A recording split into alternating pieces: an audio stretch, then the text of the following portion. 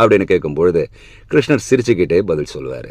நீ கேட்டதெல்லாம் கரெக்டு தான் உத்தவா, ஆனால் ஒரே ஒரு விஷயத்தை நீ மறந்துட்ட. அவங்க என்னதான் நம்புனாங்க? உலகத்தோட நியதி என்ன தெரியுமா? விவேகம் கொண்டவன் தான் ஜெயிப்பான். இதுதான் உலகத்தோட நியதி. அதை அவங்க அந்த சமயத்தில் மறந்துட்டாங்க. தர்மர் துரியோதனன் சூதாட அழைத்த போது ஒத்துக்கிட்டாரு. அந்த ஒரு நிமிஷம், இல்லை நான் கண்ணனை கேட்கணும், அவனை கேட்டு தான் இதுக்கு நான் ஒத்துக்க முடியும் அப்படின்னாவது சொல்லியிருக்கலாம். அதை சொல்ல தவறிட்டான். சரி, ஓகே, சூதாட போனான். ஆனா துரியோதனன் என்ன பண்ணா?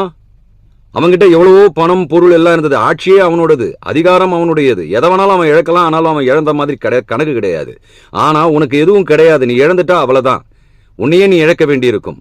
அதெல்லாம் நீ யோசிக்கல.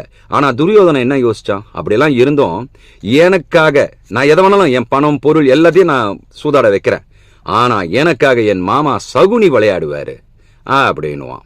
அப்படி இருக்கும் பொழுது தர்மர் என்ன பண்ணாரு? ஒண்ணுமே பண்ணலையே. துரியோதனோட விவேகத்தால சகுனி சூதாடினதுனால ஜெயிச்சாரு. அந்த விவேகம் தான் ஜெயிச்சது. ஆனா தர்மன் விவேகமா யோசிக்கல. எனக்காக என் கண்ணன் விளையாடுவான் அந்த தர்மர் சொல்லல.